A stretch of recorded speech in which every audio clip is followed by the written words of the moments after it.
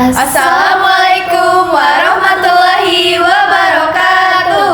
Halo semuanya, perkenalkan kami dari kelompok 7 Landasan Pendidikan. Saya Fitria Anggrani Febriana dengan NIM 2504620. Saya Kaila Najwa Fauziah dengan NIM 2504935. Saya Risma Miftahul Jannah dengan NIM 2503651. Saya Raisa Lutfiah Aliani dengan NIM 2505190.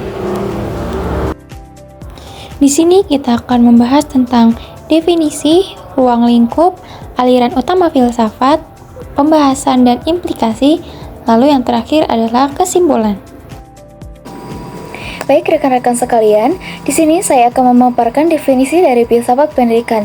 Jadi, mari kita mulai dari dasarnya ya, apa itu filsafat pendidikan? Nah, mengutip dari Arsyad dan Sauri tahun 2024, filsafat pendidikan adalah hasil pemikiran yang mendalam, tapi bukan sekadar berpikir, melainkan pemikiran yang memiliki 3 kunci karakteristik. Yang pertama, adanya reflektif, artinya kita merenung dan berkaca pada praktik yang sudah ada. Yang kedua, adanya sistematis, artinya pemikiran terstruktur dan runut. Yang ketiga yaitu kritis, artinya kita berani mempertanyakan mengapa dibalik setiap kebijakan dan praktik pendidikan. Nah, pemikiran-pemikiran inilah yang menggali esensi pendidikan sampai ke akarnya. Jadi, artinya itu apa sih? Artinya, landasan filosofis inilah yang menjadi titik tolak atau fondasi kita. Inilah yang menjadi pemandu kita dalam menjalankan dan mengembangkan seluruh aktivitas pendidikan, mulai dari kurikulum hingga cara kita mengajar di kelas. Di sini saya akan membahas ruang lingkup filsafat pendidikan. Yang pertama ada ontologi pendidikan. Ontologi membahas hakikat, realitas, termasuk hakikat manusia sebagai subjek dan objek pendidikan. Yang kedua ada epistemologi pendidikan, yaitu epistemologi mengkaji tentang hakikat pengetahuan, sumber, metode, dan kebenaran pengetahuan. Lalu yang terakhir ada aksiologi pendidikan.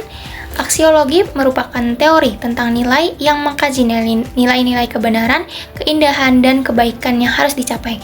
Jadi, kalau ontologi itu tentang apa yang dipelajarin, epistemologi itu tentang bagaimana cara memperoleh pengetahuan, dan yang terakhir ada aksiologi itu tentang untuk apa pengetahuan itu digunakan. Implikasi filosofis pendidikan dapat dilihat dari 3 pandangan utama filsafat, yaitu yang pertama ada aliran idealisme. Aliran idealisme memandang realitas sejati sebagai ide, nilai, atau spiritual.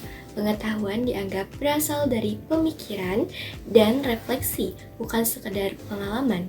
Tujuannya dalam pendidikan yaitu membentuk karakter, mengembangkan kemampuan berpikir rasional, dan menanamkan nilai-nilai moral serta kebaikan sosial. Implikasinya dalam pendidikan yaitu yang pertama, guru berperan sebagai teladan moral dan pembimbing spiritual. Yang kedua, pembelajaran menekankan nilai-nilai moral, etika, dan pengembangan intelektual. Yang ketiga, kurikulum lebih fokus pada ilmu humaniora, filsafat, seni, dan agama. Dan yang kedua ada aliran realisme. Realisme berpendapat bahwa realitas ada secara objektif di luar pikiran manusia. Pengetahuan diperoleh melalui pengamatan dan pengalaman terhadap dunia nyata.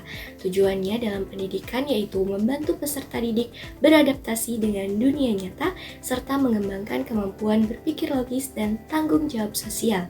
Implikasinya dalam pendidikan yaitu yang pertama, guru berperan sebagai penyampai pengetahuan objektif dan pembimbing berpikir kritis.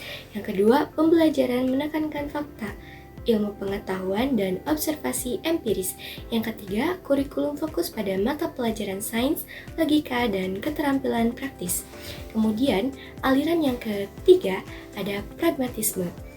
Aliran pragmatisme menekankan pengalaman langsung dan pemecahan masalah atau problem solving.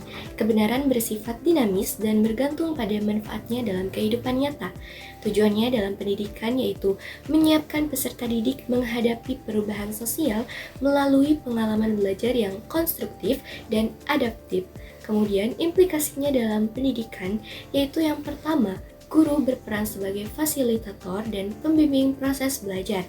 Yang kedua, pembelajaran menekankan kegiatan praktis, kolaboratif, dan berbasis proyek.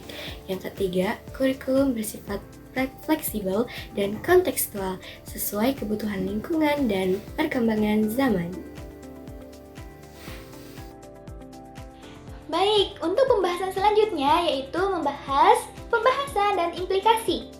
Nah, pembahasan dan implikasi ini membahas Pancasila sebagai landasan filosofis pendidikan nasional. Pancasila berperan sebagai landasan filosofis yang komprehensif dan menjadi sintetis dari berbagai aliran filsafat yang relevan bagi bangsa Indonesia. Nilai-nilai Pancasila mulai dari ketuhanan yang Maha Esa hingga keadilan sosial, yaitu sila pertama hingga sila terakhir itu menjadi dasar utama dalam merumuskan tujuan pendidikan nasional. Nah, landasan ini itu memastikan bahwa pendidikan di Indonesia tidak hanya menghasilkan individu yang cerdas secara kognitif, tetapi juga individu yang beriman, berakhlak mulia, serta berkepribadian utuh. Yang kedua, yaitu menjelaskan implikasi filosofis dalam kurikulum dan praktik pendidikannya. Nah, dalam kurikulumnya itu ambil dari contoh kurikulum Merdeka dan filsafat progresif. Nah, konsep kurikulum Merdeka sendiri itu menekankan kemandirian siswa, pembelajaran berbasis proyek, dan juga otonomi sekolah sangat mencerminkan pengaruh pragmatisme atau progresivisme. Tujuannya adalah untuk melatih para siswa agar berpikir kritis, adaptif, dan sebagaimana tuntunan pada abad ke-21 ini.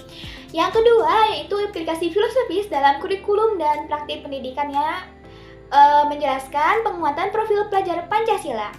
Nah, profil pelajar Pancasila yang mencakup dimensi beriman, bertakwa, dan berakhlak mulia adalah pengejawantahan langsung dari dimensi aksiologi dan ontologi pendidikan nasional. Ini merupakan upaya mendasar untuk mengatasi krisis moral. Krisis moral dan memastikan bahwa hasil pendidikan sejalan dengan nilai-nilai leluhur bangsa. Jadi kesimpulannya, filsafat pendidikan adalah refleksi kritis mengenai esensi pendidikan yang ruang lingkupnya mencakup ontologi, epistemologi, dan aksiologi. Berbagai aliran utama seperti idealisme, realisme, dan pragmatisme menawarkan pendekatan yang berbeda, mulai dari pembentukan karakter hingga pemecahan masalah. Di Indonesia sendiri, landasan filosofis ini ditetapkan sebagai Pancasila yang bertujuan untuk membentuk manusia yang beriman dan berakhlak mulia.